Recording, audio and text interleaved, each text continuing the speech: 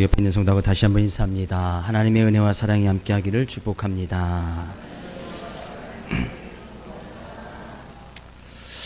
혹시 얼굴이라는 동요 아시나요? 국민 가요처럼 불려졌던 1967년에 지어졌던 노래인데, 동그라미 그리려다, 그런 노래 있잖아요. 찬송은 아니고. 근데 이 인터넷에 이렇게 좀 검색하다 보니까 이 노래가 지어졌던 그 유래가 있더라고요. 어떻게 지어졌냐면 1967년에 이제 어느 날 이제 서울 동도 고등학교에서 아침에 이제 교무회의를 했답니다. 교무회의를 했는데 그날따라 교장 선생님의 훈시가 너무나 긴 거예요. 그러니까 그중한테 이제 생물 선생님이 있었는데, 이제 생물교사 이제 신봉석 선생님이라 있었는데, 교장 선생님의 훈계가 너무 지루하다 보니까 거기다 이제 딴청을 한 거죠. 딴청해서 이제 그림을 이렇게 하나 그린 거예요. 그림을 하나 이렇게 딱 그리면서 이제 그리는 것이 이제 얼굴 그리다 보니까 심심해서 동그라미를 그렸는데, 동그라미 그리다 보니까 이게 뭐 이렇게 사람들이 얼굴이 이렇게 누군가를 생각하고 그린 건 아닌데 그냥 무언가에 해서 이제 그냥 무의식 중에 사람 얼굴을 딱 그린 거예요. 근데 그 그림을 보고서 옆에 있는 선생님이, 음악 선생님한테 이야기한 거예요. 신기복 선생님이라는 사람한테, 선생님 너무 따분해서 내가 동그라미를 그리려고 했는데 이렇게 사람 얼굴이 그려졌어. 그래서 쭉 이야기한 거예요. 그거 괜찮다. 그래서 갔다가 가사를 써보고, 그 교무회의가 끝나자마자 당장 음악 선생님이니까 가서 그 가사에 흘러나온 가사에 따라서 막 이게 쳐서 작곡이 되어져서 그 노래가 나왔다는 거예요. 근데 그 노래가 나와지고 그 이후에 아주 유명해졌고, 그래서 뭐 노래가 뭐 70년대에 아주 이제 국민들이 다 알 정도로 흥행했던 그런 노래가 되어졌다는 그런 예화가 있습니다. 근데 이 말씀 왜 드리냐? 그죠? 이 작사하고 작곡했던 사람이 어느 누군가를 그리워하고 그리고 싶을 때 생각났던 사람. 그죠? 이 누군가를 생각하고 그린 건 아니지만 그 어느 누군가가 막 그리워졌단 말이에요. 우리 어쩌면 이 시간 하나님 앞에 예배를 드리고 나가는 것은 하나님을 보고 싶고 하나님을 만나고 싶고 그 하나님이 그리워져서 그 하나님께 주시는 은혜와 사랑을 생각하여서 우리가 이 시간 하나님께 예배하고 찬양한 줄 믿습니다. 그죠? 저는 지난주 갔던 유난히 교회 성도님들 얼굴이 많이 그려졌어요. 많이 생각이 났다는 얘기예요. 그래서 성도님들의 또 이름을 부르면서 기도할 때마다 성도님 얼굴이 그려지고 또 그리워지고 또 보고 싶고, 그래서 이 시간 또 우리가 하나님께 서로 보고 싶은 마음으로 주님의 전을 잡고 하나님께 예배드리는 것이 아니겠습니까? 성도가 옆에 다시 한번 인사합니다. 지난 한 주간 무척 보고 싶었습니다. 회개는 나중에 하시고 행여나 보고 싶지 아니하였다 할지라도 회개는 예배 끝난 다음에 예배 도중에 말씀 가운데 하시면 될 것 같고요. 우리가 계속해서 이제 말씀을 살펴보고 있습니다.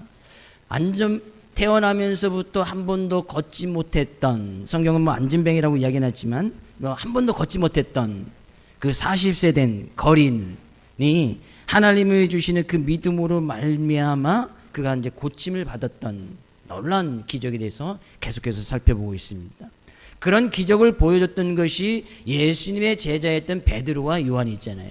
그래서 거기에 많은 무리들이 모여 있을 때에 베드로가 그들에게 설교를 합니다.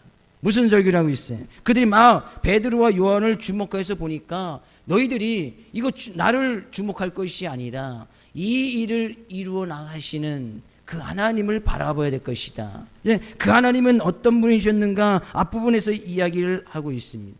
그리고 나서 계속해서 설교를 하면서 나가는데 그 하나님께서 보여주신 가장 그 귀한 사랑 예수 그리스도, 그 예수 그리스도를 통하여서 지금 40세 된 나면서부터 한 번도 걸어보지 못했던 이 거린이 고침을 받은 것이다. 그분은 거룩하고 의로우신 이고 생명의 주가 되시고, 그분이 바로 생명의 주인 되셔서 이 안진뱅이 이 거린에게 새로운 생명을 허락해 주신 것이다 라고 말씀하고 있는 거예요. 그러면서 이야기합니다. 17절 다시 한번 읽어볼까요? 17절. 형제들아 너희가 알지 못하여서 그리하였으며 너희 관리들도 그리한 줄 아노라. 뭘 했다는 거예요? 거기에 많이 모여있던 사람들이 어떤 사람들이에요? 예수님이 친히 십자가 못 박혀 돌아가실 때에 그 십자가에 못 박혀 죽도록 합당하도록, 그죠? 예수님 대신에 바라바를 놓여달라고 하고 실제적으로 예수님 못 박혀 죽도록 동의했던 사람들이 거기에 많이 모였던 사람들이 있잖아요. 근데 그런 사람들에게 베드로가 지금 설교를 하고 있는 거예요. 그럼 우리는 다시 한번 잘 생각해 볼 필요가 있어요. 이 베드로는 누구예요? 예수님의 제자잖아요. 예수님의 제자였고 또 예수님의 제자들 가운데서도 유난히 성격이 급했고 또 불같은 그런 모습이 있던 사람이 또 이 베드로잖아요. 근데 지금 베드로가 예수님, 자기의 스승이었던 예수님을 죽인 사람들을 앞에다 놓고 지금 설교를 하고 있단 말이에요. 그들이 자기들 주목하니까 아니다. 이 안진뱅이 거린이 살아나는 것은 예수 그리스도 때문이다라고 이야기하면서 베드로가 설교를 하고 있는데 예수님을 십자가에 못 박혀 죽도록 만들었던 많은 관리들들, 거기 또한 제사장들도 있었고 여러 관리들이, 지도자들이 있었단 말이에요. 근데 베드로의 설교는 그런 거예요. 형제들아, 거기 있는 모여 사람들에게 이야기합니다. 너희가 알지 못하여서 예수님을 십자가에 못 박혀 내어 주었으니 너희 관리들도 그러한 줄 아느다. 너희 관리들도, 백성들도 알지 못해서, 무지해서 예수님이 어떤 분이신지 알지 못해서 너희가 그러한 줄 내가 이해한다는 거예요. 예수님의 제자였던 불같은 성격을 가지고 있던 이 베드로가 거기에 모여있던 자기 스승을 십자가에 못 박혀도록 내어준 그런 사람들에게 책망하거나 질책하거나 그들을 부정하기보다는 너희들이 알지 못해서 무지해서 그랬음을 이해해주고 그들을 오히려 받아주고 있는 그런 관용의 모습, 그런 모습이 있는 것을 보게 되어집니다. 베드로가 처음부터 그랬던 사람은 아니잖아요. 베드로도 그죠? 예수님에 의해서 부름을 받아서 제자가 되었고 또 예수님께서 겟세마네 동산에서 막 기도하실 때에 야 나를 위해서 좀 기도해 주라. 근데 그 기도하지 못하고 그 피곤해서 잠이 들어버렸고 또 예수님께서 오셔서 말씀하셨을 때 마음은 원이로되 육신이 약하도다. 예수님께서 베드로가 그럴 수밖에 없음을 인정해 주신 거예요. 부활의 주님께서 다시 고기를 잡으러 갔던 이 베드로를 다시 찾아가셔서 여전히 주님을 배신하고 배반했던 그런 모습들을 다시, 그랬던 베드로를 다시 찾아가서 그들에게 주님을 사랑하느냐 물으시고 다시 그에게 사명을 주셨던, 여전히 부족하고 예수님 배반했던 그 베드로에게 주님께서 끝없는 관용의 사랑을 베풀어 주셨단 말이에요. 그 관용의 사랑을 받으렀던 이 베드로가 그죠? 성령의 충만함을 받고 나서 동일하게 예수님을 배반하고 예수님의 십자가에 못 박혀도록 내어준 그런 사람들에게 동일하게 그런 관용의 사랑을 지금 베풀어 주고 있단 말이에요. 베드로가 책망할 수 있었어요. 너희들이 무지해서 예수님 십자가에 못 박혀 죽였다. 막 책망하고 질책하고 그들을 막 부정하고 그들에게 막 욕을 할 수도 있었단 말이에요. 근데 그러지 않았단 말이에요. 그들은 오히려 받아준 거예요. 왜 베드로가 그럴 수 있었느냐? 자기 자신도 주님의 끝없는 관용의 사랑을 받고 깨달았기 때문에, 그렇게 관용의 사랑을 받은 그 사람이, 그 베드로가 지금 알지 못해서, 주님이 어떤 분이신지 알지 못해서 그를 십자가에 못 박도록 내어준 그런 사람들에게 동일하게 관용의 사랑을 주고 있다는 그 사실을 우리는 보게 되시는 거예요. 그러니까요, 우리 자신을 향한 주님의 관용의 사랑, 하나님의 그 크신 사랑, 하나님의 끝없는 은혜를 받고 깨달은 사람이 그런 은혜와 사랑을 다른 사람들에게도 베풀어 줄 수 있다는 얘기예요. 하나님의 은혜를 받은 사람이 그 은혜를 베풀어 줄 수 있는 거예요. 하나님의 사랑을 받은 사람이 그 사랑을 다른 사람들에게도 베풀어 줄 수 있단 말이에요. 그래서 저는 주의 이름으로 축복을 드립니다. 하나님의 그 크신 은혜와 사랑을 많이 받아 누릴 수 있기를 주의 이름으로 축복을 드립니다. 그래야 다른 사람들에게도 보여줄 것이 아니에요. 하나님의 은혜는 이런 것이다. 하나님의 사랑은 이런 것이다. 하나님께서 나에게 베풀으신 관용은 이런 것이다. 내가 주님을 배반하고 주님을 멀리하고 주님을 부정했지만 그럼에도 불구하고 주님께서 나를 받아주시고 다시 찾아오시고 또 다시 나를 만나주시는 그런 하나님의 끝없는 사랑, 그런 사람들을 형제와 이웃에게 다른 사람들에게도 베풀어 줄 것이 아니냐 그런 얘기예요. 우리는 형제나 이웃이 다른 사람들이 우리에게 무엇만 해도 막 그들을 막 질책하고 때로는 욕하고 시기하고 질투하고 한 번, 두 번 용서해 주지 못하고 성경은 70번씩 7번 베드로에게 용서해 주라고. 끝없는 용서, 끝없는 사랑이잖아요. 우리는 그럼에도 그런 하나님께 말씀하심에도 불구하고 끝없는 사랑이커녕 누가 뭐라고 하면 같이 막 쏘아붙이고 누가 욕하면 같이 욕하고 여전히 부족하고 허물이 있는 우리의 모습을 발견하지 않느냐는 얘기예요. 그럼에도 불구하고 주님께서는 우리에게 오늘도 귀한 날 주시고 귀한 생명을 허락해 주시고 하나님을 예배할 수 있도록 우리를 불러주셨다는 사실이에요. 그것이 하나님의 은혜고 하나님의 사랑이에요. 그런 은혜와 사랑을 깨달아줘야, 그런 은혜와 사랑이 깨달아져야 다른 사람에게도 그런 은혜와 사랑을 베풀 수 있다는 얘기예요. 근데요, 그렇게 다른 사람들을 이해하고 사랑하고 은혜를 베풀어 준다고 해서 다른 사람들의 현재의 상태, 그들 그 상태로 방치하는 것을 의미하지는 않습니다. 그냥 그 사람들을 받아준다고 해서 그래 넌 그냥 그렇게 있어 라고 방치하지는 것이 아니라는 거예요. 19절 말씀 가서 볼까요? 19절 말씀 같이 읽어보겠습니다.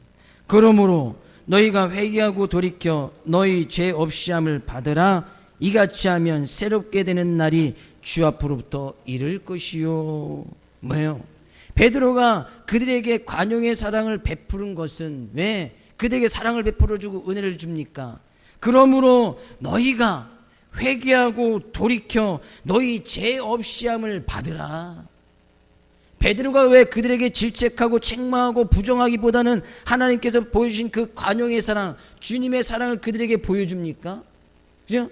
그들에게 회개하고 돌이켜서 죄 없이 함을 받도록 하기 위함이다는 얘기예요. 우리가 왜 하나님의 은혜와 사랑을 이웃이나 성도들에게 또한 타인에게 그 은혜와 사랑을 베풀어 줘야 됩니까? 그들이 했던 거 잘못 있으면 그대로 방치하기 위해서? 아니에요. 그들로 하여금 뭐예요? 회개하고 돌이켜서 죄 없이 함을, 죄 사함을 받게 하기 위함이다는 얘기예요. 그들로도 하여금 죄가 무엇인지 깨닫게 하고 그 죄 가운데서 회개하여서, 회개하는 것은 돌이키는 거잖아요. 그 가던 길을 돌이키게 만들어서 그리스도 안에서, 예수 안에서 죄 사함을 받도록 하는 그런 주님의 약속을, 주님의 언약의 말씀을 그들로도 하여금 받도록 하고 그들로도 하여금 죄 사함을 받아서 구원함에 이르게 하기 위함이다는 얘기예요. 우리는 아주 놀라운 진리의 말씀을 우리 본문 가운데서 깨닫습니다. 우리가 왜 하나님의 은혜와 사랑을 먼저 깨달아야 되느냐? 왜 그런 은혜와 사랑을 받아서 은혜와 사랑을 다른 사람들에게 베풀어 줘야 되느냐? 그들로 하여금 회개하고 돌이키고 그들로 하여금 죄 사함을 받도록 하기 위함이다는 얘기예요. 그래서요, 저는 다시 한번 주의 이름으로 축복을 드립니다. 그런 은혜와 사랑을 많이 베풀어서 여전히 죄가 무엇인지, 올바른 인생의 진리의 길이 무엇인지 모르는 사람들에게 그 가던 길을 돌이키게끔 만들고 온전히 주님 안에서 죄 사함을 받아 얻어 나갈 수 있도록 만드는 귀한 여러분 될 수 있기를 주의 이름으로 축복을 드립니다. 주님께로 돌이켜 죄 사함을 받아야 되는 이유가 무엇인가? 바로 이어서 이야기합니다. 이같이 하면 새롭게 되는 날이 주 앞으로부터 이를 것이요. 이같이 하면 어떻게 하면요? 너희들이 회개하고 돌이켜서 죄 없이 함을 받으면 새롭게 되는 날이 이르게 될 것이라는 거예요. 죄 사함을 받으면, 가던 길을 돌이켜서 죄 사함을 받으면 새로운 인생, 새로운 삶이 되어진다는 거예요. 여기서 새롭게 된다는 것은 다시 신선해지고 상쾌해진다는 그런 원어적인 의미를 갖고 있어요.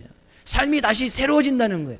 삶이 다시 상쾌해진다는 거예요. 삶이 다시 회복이 되어져서 삶 가운데 늘 기쁨이 있고 행복이 있는 그런 삶을 살게 되어진다는 거예요. 근데 그 새롭게 되는 날이 어디서부터예요? 주 앞으로부터. 주 앞으로부터는 것은 더 원어적인 의미가 예수 안에서 그런 의미예요. 새롭게 되어지는 날이 예수 안에서부터 가능하게 되어진, 예수님 안에 있을 때 그것이 가능해진다는 거예요. 새롭게 되는 날. 우리는 예수님을 믿음으로 말미암아 우리의 삶 가운데 새로운 인생이 주어졌단 말이에요. 우리는 예수님 믿기 전이나 예수님 믿은 후나 여전히 사람들은 숨을 쉬면서 살아갑니다. 네, 우리 성경적으로 잘 알아야 될 것이, 우리가 코로 숨을 쉬면서 살아간다고 해서 그 사람에게 생명이 있다고 이야기하지는 않아요. 하나님께서 사람을 흙으로 지으십니다. 흙으로 지우고 나서 그 코에 생기를 불어넣어, 생기가 불어넣었을 때 그 흙으로 지어진 그 사람이 생명이 되었다라고 이야기하고 있습니다. 생명이 되었다. 여기서 생명이 되었다는 것은 생명이 있는 존재, 그때서야 비로소 생명이 있는 존재가 되어졌다는 거예요. 그러면 우리는 이 세상의 삶을 살아가는 사람들을 딱 두 종류로 이야기할 수 있는데, 생명이 있는 삶과 생명이 없는 삶. 코로 숨을 쉬고 있다고 해서 그 사람이 생명 있는 것이 아니에요. 하나님께서 불어 넣어주신 그 생기, 하나님의 호흡, 하나님께서 보내주신 그 호흡으로 살아가는 사람이 생명 있는 삶인 거예요. 근데 이 생명을 사람이 죄를 지음으로 말미암아 이 생명이 끊어지는 거예요. 생명이 없어졌단 말이에요. 하나님께서 주신 그 호흡이 끊어져서 코로만 숨을 쉬는, 코로 숨을 쉬는 육체적인 호흡만 갖게 되어지는 거예요. 이것을 갖다 우리는 신학적인 용어로 영적인 죽음이다. 영적인 죽음. 그럼 다시 이 세상의 삶을 살아가는 사람 두 종류를 나누면, 육체적인 생명만을 가지고 살아가는 사람과 영적인 생명을 가지고 살아가는 사람 두 종류로 구분할 수 있다는 거예요. 그러면 이 육체적으로 죽음을 가운데 영적인 죽음의 잠을 살았던 사람들이 언제 다시 영적인 삶을 회복하게 되어지느냐? 예수님께서 구약시대에는 그들에게 제사라는 것을 허락해 주십니다. 제사, 누군가 자기의 죄를 위해서 죽임을 당하는, 양이 죽임을 당하고 소가 죽임을 당하는 그런 제사의 모습을 통해서 다시 그 생명을 회복시켜줘요.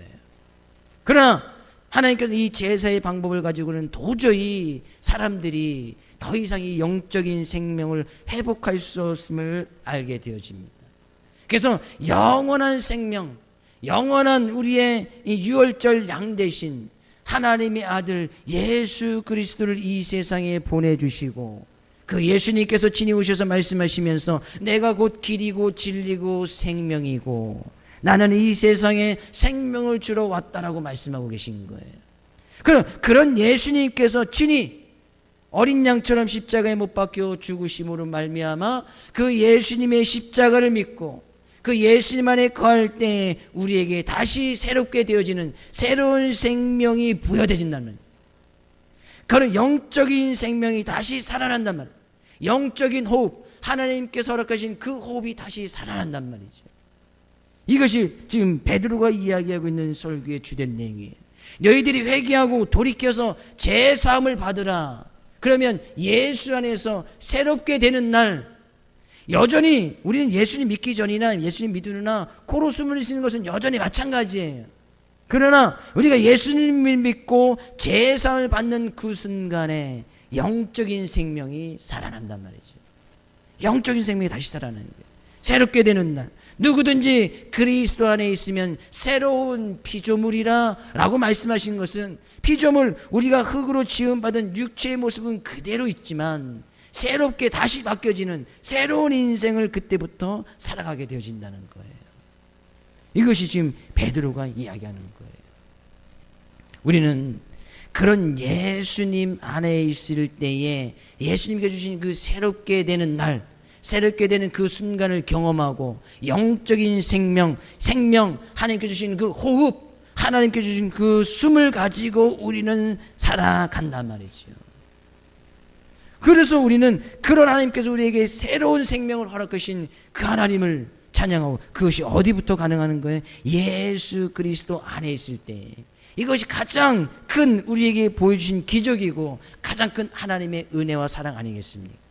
예수 그리스도 하나님께서 보여주신 가장 큰 은혜와 사랑, 그 안에 있을 때 우리는 늘 새롭게 되는 나를 경험하게 되어지고 그 새 생명을 가지고 살아 날아간다는 거예요. 그래서 우리는 이 생명의 중요성을 아주 잘 알고 있어야 되는 거예요. 그래서 예수님께서 말씀하시는 것이 있어요. 요한일서 5장 11절에서 13절 말씀 가서 볼까요?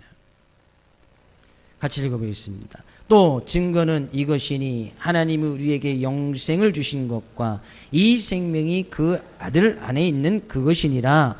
아들이 있는 자에게는 생명이 있고 하나님의 아들이 없는 자에게는 생명이 없느니라. 내가 하나님의 아들을 믿는 너희에게 이것을 쓰는 것은 너희로 하여금 너희에게 영생이 있음을 알게 하려 하심이라. 아멘. 생명이 있으신 분 아멘. 예수 그리스도를 믿으시는 분 아멘. 여전히 우리는 예수님을 믿는 이 세상의 삶 가운데서 예수님 믿는 그 영적인 호흡, 하나님이 주신 생명의 삶의 모습으로 살아가야 된단 말이죠. 그것이 예수님을 믿는다는 우리의 삶 가운데 증거예요. 우리는 우리의 코로 숨쉬는 육체적인 생명에만 의지하지 않습니다. 육체적인 생명 아시잖아요. 단 우리가 코를 막고 3분, 4분? 4분 정도 있으면 모든 사람들에서 다 질식해서 육체적인 생명을 다할 거예요. 너무나 짧은 순간. 그죠? 그런 너무나 짧은 육체적으로 숨을 쉬면서 사는 그런 우리의 육체적인 모습에 우리는 목숨을 걸고 있잖아요. 우리 육체적인 생명을 존속하기 위해서 우리는 생명을 다하고, 그죠? 최선을 다하고, 육체적인 생명을 어떻게 좀 연장해보자. 거기에 최고의 가치를 두면서 살아가고, 건강이 최고라고 말하면서 그 건강에 유지하면서 살아가고 있잖아요. 단 4분이면 이 육체적인 생명을 다하는 건데, 거기에 모든 것을 걸어버리는 것이 대부분의 사람들의 삶의 모습이더라는 거예요. 우리는 그 육체적인 생명을 의존하지 않습니다. 우리는 육체적인 생명이 다해도 하나님께서 영적인 생명을 주셔서 그 위에는 영원한 생명, 육체적인 생명이 다하는 그 순간부터 우리는 어떻게 보면 예수님 믿는 그 순간부터 새롭게 된 그날부터 우리는 영원한 삶을 살아가는 거예요. 그 중간에 잠깐 육체적인 죽음을 맞이하지요. 잠깐 육체적인 죽음을 맞이하지만 그에도 우리는 영생을 살아간단 말이에요. 영생. 우리는 그것을 믿고 나간단 말이죠. 베드로가 지금 왜 이 예수 그리스도에서 새롭게 되는 날을 그들에게 이야기하고 있느냐? 그들이 무지해서 그랬으니까 그 예수 그리스도를 이야기하면서 너희도 그 영적인 생명을 회복하고 그 영적인 생명을 가지고 살아가라. 그래서 그들에게 지금 관용의 사랑을 베풀어 주고 있는 거예요. 예수님을 믿는다는 것은 바로 그런 거예요. 우리는 육체적인 생명보다도 영적인 생명이 더 가치가 있고 귀한 것인 것을 깨닫기 때문에 육체적인 호흡에만 의존하고 있는 그런 사람들에게 영적인 생명을 이야기하고, 그 영적인 생명은 예수 안에서만 가능하니까, 예수 안에서 회개하고 돌이켜 제사함을 받을 때만 가능하니까 우리는 그런 은혜와 사랑을 베풀어 준다는 얘기예요. 그러면 여기서요 베드로가 회개하고 돌이킨다는 그런 삶의 모습은 뭐예요? 정말 새말 가치도 없는 육체적인 호흡만을 의지하며 살아갔던 그런 어리석은 삶에서 돌이켜서 예수 그리스도 안에서 하나님께 주신 그 영적인 호흡, 하나님을 주신 그 숨을 쉬면서 살아가는 것이 바로 회개고 돌이키는 거예요. 이것이 회개란 말이죠. 그럼 그 제사를 받아서 성경에는 이 호흡이라는 단어를 성령이란 단어와 지금 동일하게 사용하고 있어요. 하나님께서 생기를 불어넣어 주시사 그 생기를 맺었던 그 원어적인 동일한 언어가 신약 성경에서는 성령이라는 단어와 동일한 언어를 사용하고 있어요. 그래서 왜 성령 충만을 받으라. 그리 베드로와 예수님의 제자들이 성령 충만함을 받고 나서 지금 담대하게 예수 그리스도를 이야기하고 있는 거잖아요. 성령 충만이 있었을 때에 40세 된 안진뱅이 그 거린이 지금 회복되어지는 놀라운 일들이 일어나고 있잖아요. 그래서 제사함을 받고 성령 충만한 삶, 늘 새로운 삶을 살아간다는 것은 하나님의 호흡을 회복하고 하나님의 호흡으로 늘 살아가는, 예수 그리스도 안에서 살아가는 사람이 성령 충만한 삶, 성령 충만한 은혜를 누리면서 살아가는 것이다는 얘기예요. 저는 다시 한번 주의 이름으로 축복을 드립니다. 늘 하나님의 호흡을 회복하고 늘 새로운 날, 늘 하나님의 호흡으로 살아가면서 성령 충만한 삶 살아갈 수 있기를 주의 이름으로 축복을 드립니다. 우리 옆에 있는 성도에게 이야기합니다. 우리 하나님의 호흡을 회복하고 하나님의 호흡으로 살아갑시다. 양해해 주세요. 그것이 어디에서 가능한 거예요? 예수 안에서만 가능한 거예요. 다른 것에는 길이 없어요. 다른 것에는 진리가 없단 말이에요. 다른 곳에는 생명이 없어요. 이 생명을 이야기하는 기타 종교 어떤 단체가 아무 데도 없어요. 오로지 복, 은혜, 잘 살고 행복하고 그런 비결은 가르쳐질지언정 이 생명에 대해서는 이야기하고 있지 못하는 거예요. 왜? 그땐 참다운 생명이 없으니까. 참다운 생명을 이야기할 수 없으니까. 죄 문제를 제사함 받을 수 있는 길이 없으니까 이야기를 못하는 거예요. 근데 우리는 분명히 이야기하잖아요. 제사함 예수 안에서 받을 수 있고, 우리가 이 새롭게 되어지는 삶, 영생 예수 안에서 가능할 것을 우리 성경은 분명히 이야기했고 우리는 그것을 믿고 나가고 있잖아요. 우리 담대하게 이야기할 수 있는 거예요. 그래서 우리가 그런 은혜와 사랑을 받은 예수 믿는 자의 삶의 모습으로 다른 사람들에게도 은혜와 사랑과 관용을 베풀 수 있어야 된다는 거예요. 이것이 바로 전도예요. 이것이 회복이고 이것이 바로 개혁이에요. 그런 예수님을 계속해서 이야기를 하고 있네요. 예수님이 어떤 분이신지 20절 말씀 가서 보니까요. 또 주께서 너를 위하여 예정하신 그리스도 곧 예수를 보내시리니.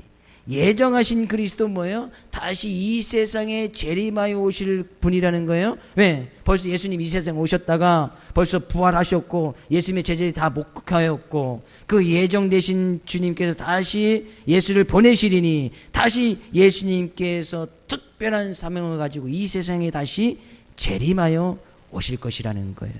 그러면 그때는 어떻게 되어지느냐? 21절. 하나님이 영원전부터 거룩한 선지자들의 입을 통하여 말씀하신 바 만물을 회복하실 때까지는 하늘이 마땅히 그를 받아두리라. 이 예수님의 재림이나 예수님이 다시 이 세상에 오셔서 모든 만물이 회복하실 때, 모든 만물이 회복할 때라는 것은 세상의 종말, 하나님 주님께 재림하여 오시는 날, 하나님의 심판이 이루어진 그날을 이야기합니다. 그 날이 이루어질 때까지는 하나님 예수님께서는 하늘에 마땅히 하늘에 계셨다가 그때 주님께서 다시 오시겠다는 것이죠. 근데 이 말씀이 신약에만 있는 것이 아니라 지금 베드로도 이 구약에 있는 말씀 갖다 이용하고 있죠. 모세도 이렇게 이야기하였고 사무엘도 이렇게 이야기하였고 아브라함도 그렇게 이야기를 하셨다.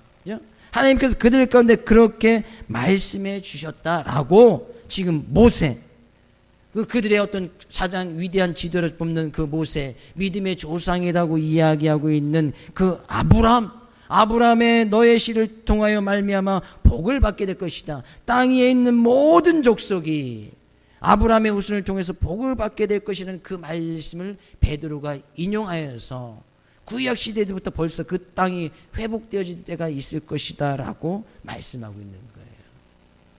우리는 주님의 재림을 믿습니다. 믿으십니까?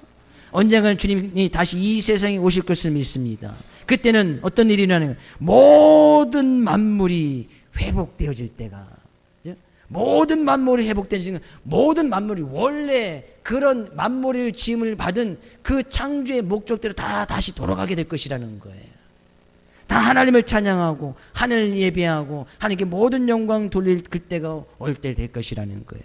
그러나 그 모든 만물이 이루어질 때는, 만물이 회복될 때는 모든 피조물이 다 하나님을 찬양하고 예배하느냐? 아니더라는 거예요. 어떤 일이 일어납니까? 그죠? 23절 말씀 가서 볼까요? 23절. 누구든지 그 선지자의 말을 듣지 아니하는 자는 백성 중에서 멸망받으리라 하였고, 모세가 그렇게 이야기했다는 거예요. 누구든지 선지자의 말을 듣지 아니하는 자는 백성 중에서 멸망받으리라. 모든 만물이 회복되어지는 그때 어느 누군가는 그 회복되어져서 하나님을 찬양하고 하나님께서 베푸르신 그 천국잔치에, 혼인잔치에 들어갈 사람들이 있겠지만 어느 누군가는 멸망받는 날이 되어질 것이라는 거예요. 주님은 그런 모습으로 오시겠다는 거예요. 이 세상에 재림하여 오실 때 심판의 주로 어떤 사람에게는 멸망을 이야기하고 어떤 사람들은 회복과 치유와 하나님께 영광을 돌릴 수 있는 그런 하나님께서 상 주시는 그런 날이 될 것이지만 어느 누군가에게는 멸망받는 날이 될 것이라는 거예요. 베드로가 계속해서 주님을 이야기하면서 예정하신 재림의 주, 심판의 주를 이야기를 하고 있단 말이에요. 이게 베드로가 믿었던 예수님의 모습이에요. 부활한 모습을 직접 목격했던 이 베드로는 그 주님이 다시 이 세상에 오실 때에 심판의 주로, 재림의 주로 이 세상에 오게 될 것이다 라고 말씀하고 있는 거예요. 똑같은 심판의 주로 오지만 믿는 자와 믿지 않은 자, 선지자의 말을 듣는 자와 선지자의 말을 듣지 않은 자들에게는 전혀 다른 삶의 결과가 주어지게 될 것이다 라는 얘기예요. 믿지 않는 자들에게는 하나님의 심판, 곧 멸망을 분명히 말씀하고 있습니다. 모세가 그렇게 얘기했고 사무엘도 얘기했고 아브라함도 이야기하고 있어요. 아브라함은 아브라함의 심을 통해서 다시 그 민족 안을 통해서 복을 받을 모든 민족들이 있게 될 것이지만 어느 누군가에게는 반드시 멸망이 임하게 될 것이다. 우리는 예수님의 예를 통해서도 많이 그 부분을 알잖아요. 두 여인네가 맷돌 갈다가 한 여인네는 들림받고 한 여인네는 슬기로운 다섯 처녀와 어리석은 다섯 처녀, 양과 염소의 비를 통해서도 양은 하나님의 우편에 염소는 하나님의 좌편에. 그것이 하나님의 공평이에요. 공평하신 하나님. 성경은 평등의 하나님이라고 이야기하고 있지 않습니다. 성경에 평등이란 단어도 한 번도 나오고 있지 않아요. 그러나 공평의 하나님은 자주 등장합니다. 평등이라는 것은 그래서 우리 삶 가운데 평등이 없어야 되느냐? 아니, 인간의 생명의 가치와 존엄성은 다 평등해요. 인간으로 피조물에겐 그 생명의 가치와 그들이 누려야 될 그 존엄성은 다 평등하지요. 그러나 하나님께서는 그 인간의 생명의 가치와 존엄이 다 평등하다고 해서 삶의 결과에 대해서도 하나님께서 다 평등하게 대해주시느냐? 아니더라는 거예요. 주님께서는 삶의 결과에 따라서 어떤 사람들에게는 상을 주시지만 어떤 사람들에게는 멸망을 허락하신단 말이죠. 그것이 공평이에요. 그것이 공평하신 하나님이에요. 하나님께서 주님의 상은 뿌린 것만큼 거둬들이게끔 하시게 돼요. 내가 심은 것만큼 거두게끔 하시는 것이 하나님의 공평이고 하나님의 정의다라는 얘기예요. 반드시 그런 날이 있을 것이라는 거예요. 우리가 잘 알다시피 학생들이 학교에서 졸업을 하잖아요. 졸업할 때 다 졸업을 했으니까 다 평등하게 모든 졸업생들에게 똑같은 다 상을 주나요? 그렇지 않지요. 어느 졸업식은 공부를 열심히 하고 착한 일 했던 데는 그 졸업식 날이 영광스러운 수상의 날이 되겠지만 낙제생이 됐다든지 그런 사람들에게는 수치스럽고 부끄러움을 당하는 그런 날이 된 것이지. 그런 날이 되어진단 말이에요. 동일하게 우리의 이 인생에도 언젠간 졸업할 날이 온단 말이죠. 육체적인 생명을 다한 날이 온단 말이죠. 육체적인 생명을 다하기 전에 주님께서 재림하여 오시면 그날은 우리의 인생에, 우리 이 땅을 살아가는 그 인생의 졸업식 날이 되어진단 말이에요. 그때 하나님께서 다 동일하게 똑같은 다 상을 주시느냐? 아니더라는 얘기예요. 어느 누구에는 멸망의 길, 하나님께서 예비신 그 지옥에 들어가서 그 뜨거운 불, 저주받은 인생이 있을 것이고, 어느 인생에는 정말 그날의 축복이 되어지고 은혜가 되어지고 하나님의 놀라운 상을 받는, 상 받는 날, 정말 하나님 앞에서 모든 존귀와 영광을 얻어나갈 수 있는 그런 날이 되어진다는 얘기예요. 지금 베드로가 주님을 이야기하면서 그 심판의 주를 이야기하는 거예요. 그 전에 반드시 오시니까 그 예수 안에서, 재림의 주, 심판의 주 안에서 회개하고 돌이켜서 제삼을 받으라. 그래야 새롭게 되는 날이 있게 될 것이다라는 거예요. 우리가 그런 주님을 믿고 나가지 아니한다면 우리는 결코 주님 안에 들어올 수가 없어요. 그럼 이 세상 사는 거 다 끝이지. 재림의 주를 기다리지 아니하고 재림의 주에 대한 믿음이 없다면 우리 이 세상에서 그냥 최선을 다하면 돼요.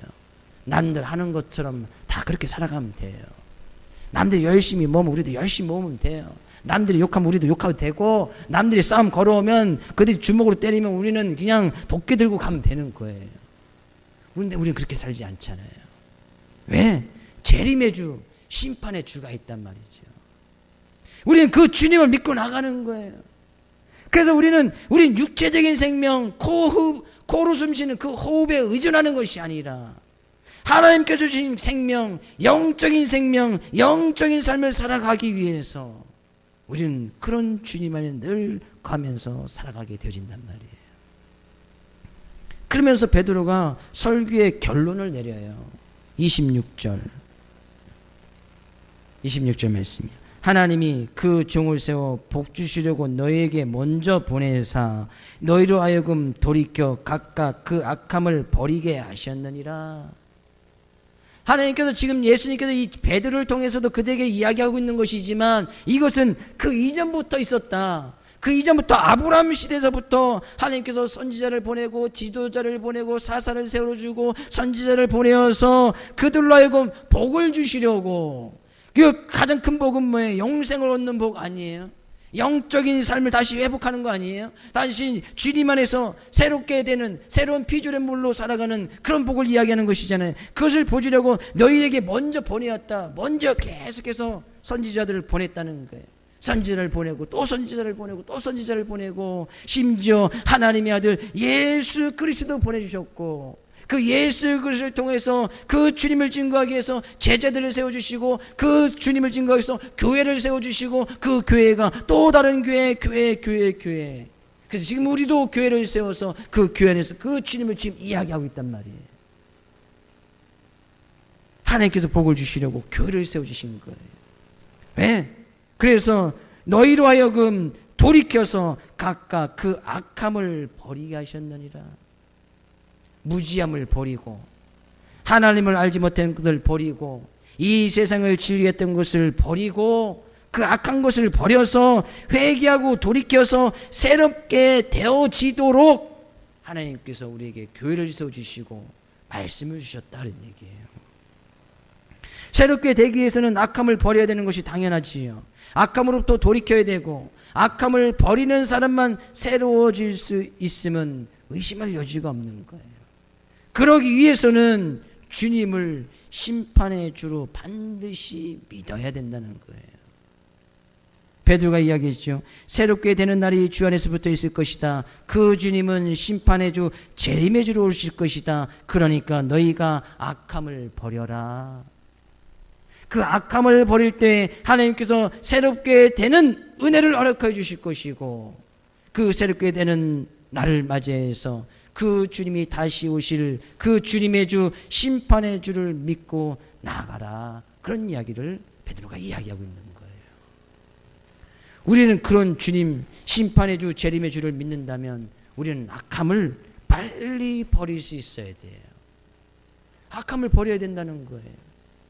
하나님께서 우리가 행한 것 그대로 하나님께서 심판하시고 상벌을 허락해 주실 것인데, 그죠? 우리가 악함을 버리지 않는다면 그 악함 때문에 어떤 삶의 결과가 올지 불을 보시 뻔하다는 얘기예요. 근데 여전히 우리가 악함을 버리지 않는다, 여전히 죄악 가운데 있는다, 육체적인 생명만을 추구하면서 살아간다. 그런 이유는 뭐예요? 하나님을 믿지 않는 거예요. 재림의 주 심판의 주를 믿지 않는단 말이죠. 우리가 재림의 주, 심판의 주, 그 크신 하나님을 믿는다면 우리는 빨리 버려야 될 것이고 돌이켜야 될 것이 너무나 많잖아요. 그래야 하나님께 다시 새로운 생명을 허락해 주신다는 거 아니겠습니까? 만약에 어떤 어린 아이가 상을 하나 딱 내걸었어요. 상을 하나 딱 내걸었어요. 어린 아이가.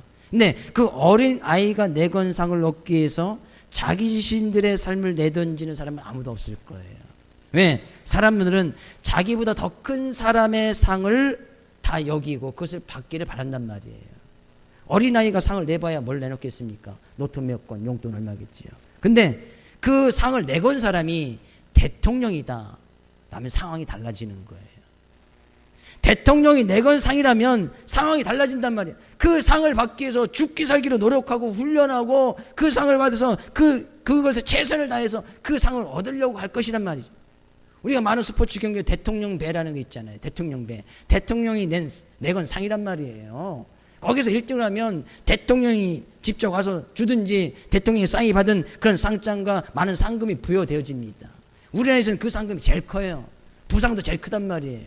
사람들이 그 상을 얻기 위해서 최선을 다하는 거예요.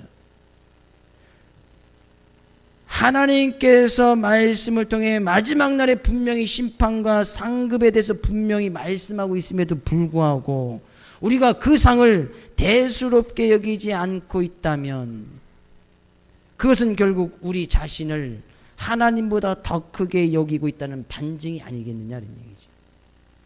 하나님께서 내건 상에는 관심이 없는 거예요. 내가 하나님보다 더 크니까. 근데 하나님이 나보다 더 커. 하나님의 대통령보다 더 위대해. 하나님께서 내건 그 상급이 있어. 하나님께서 내가 준 그 심판이 있어. 우리가 그것을 분명히 믿는다면 죽기 살기로 그 상 받기 위해서 최선을 다해야 될 것이 아니에요. 대통령이 내건 상에서는 죽기 살기로 목숨 다 걸면서 그보다 더 위대하시고 만왕의 왕 되신 하나님께서 내 것은 그 상급에 대해서는 죽기 살기로 매달리지 않는단 말이죠. 왜? 하나님이 없다고 생각하는 사람들이 대부분이고 그 하나님보다 내 자신이 더 크다고 생각하는 사람들이 대부분이기 때문이에요. 우리가 주님을 믿는다는 것은 정말 주님의 심판을 믿는 거예요. 재림의 주를 믿는 거예요. 정녕 하늘나라에서 받을 그 주님의 상급을 사모하면서 매일매일 삶 속에서 버릴 것은 버리고 심어야 될 것을 심고 나가는 것이 재림의 주, 심판의 주를 믿는 거예요. 우리가 믿지 않는다고 해서 주님의 심판이 임하지 않습니까? 내가 그 상급을 바라보지 않는 데에서 주님의 상급이 없습니까? 아니요. 성경은 많은 곳에서 심판과 상급과 벌이 있음을 분명히 이야기를 하고 있다는 말씀이에요. 우리는 그것을 믿는 거 아니겠습니까? 히브리서 11장 6절 말씀 가서 볼까요? 히브리서 11장 6절. 믿음이 없이는 하나님을 기쁘시게 하지 못하나니 하나님께 나가는 자는 반드시 그가 계신 것과 또한 그가 자기를 찾는 자들에게 상 주시는 이심을 믿어야 할지니라. 믿으십니까? 주님은 주님의 심판이요, 주님은 심판의 주요. 주님께서 반드시 그 심판의 주를 믿고 나가는 자들에게는 상을 주신다. 상을. 하면 상을 이야기한다는 것은 벌도 있다 얘기예요. 주님을 믿고 나간 자들에게는 상을 주지만 주님을 믿지 아니한 사람들에게는 벌이 있다요. 벌. 우리 버려야 될 것이 너무나 많지 않습니까? 회개하고 돌이켜야 될 삶의 부분들이 너무나 많이 있잖아요. 우리는 바울 사도의 믿음의 고백이 정말 우리의 믿음의 고백이 되어야 될 줄을 믿어요. 바울 사도의 고백, 우리 믿음의 고백 말씀을 살펴보고 말씀을 마칠까 합니다. 빌립보서 3장 13절 14절 말씀이요. 형제들아, 나는 아직 내가 잡은 줄로 여기지 아니하고 오직 한 일, 즉 뒤에 있는 것은 잊어버리고 앞에 있는 것을 잡으려고 둯대를 향하여 그리스도 예수 안에서 하나님이 위에서 부르신 부름의 상을 위하여 달려가노라. 바울 사도의 고백이에요. 하나님께서 나를 불러주신 그 부름의 상이 있기 때문에 나의 과거에 있는 것은 다 잊어버리고 그 예수님 안에서 그 예수님의 둯대를 삼아서 내가 열심히 달려간다. 이것이 바울이 믿는 믿음이었고 믿음의 고백이었어요. 그 재림의 주께서 다시 이 세상에 오실 때는 반드시 심판이 있고 상벌이 있음을 우리는 믿고 나가야 할 것이에요. 그러면 그 주님께서 주신 그 상급이 있잖아요. 그 상급을 바라기 위해서 열심히 달려가야 된다는 얘기예요. 내가 지금 잘못 달려가고 있다면, 잘못된 인생의 길을 걸어가고 있다면 회개하고 돌이켜라는 얘기예요. 너희 안에서 악함을 제버려라. 그래야 새롭게 되어지고 하나님이 주신 그 호흡 안에서 그 호흡을 부여잡고 살 수 있으며 영적인 생명에서 늘 새로운 삶, 오늘이 또 새로워지고 내일이 또 새로워지고 그 다음날이 또 새로워져서 그 새로운 삶의 모습 가운데서 하나님의 은혜와 사랑을 베풀어 줄 수 있는 그런 귀하고 소중한 삶을 살아갈 수 있다는 얘기예요. 주님은 다시 오십니다. 믿으십니까? 주님은 다시 이 세상에 재림하여 오실 것입니다. 믿으십니까? 그 주님이 재림하여 오실 때는 반드시 상급이 있습니다. 상이 있습니다. 그때 가서 후회하지 아니하도록 우리가 악함을 버리고 회개하고 돌이켜서 늘 새로워지는 날, 늘 새로워지는 날, 하나님께 주신 그 영적인 호흡, 영적인 생명으로 살아가서 그것에 최고의 가치를 두며 살아갈 수 있는 귀한 성도님들 될 수 있기를 주의 이름으로 축복을 드립니다.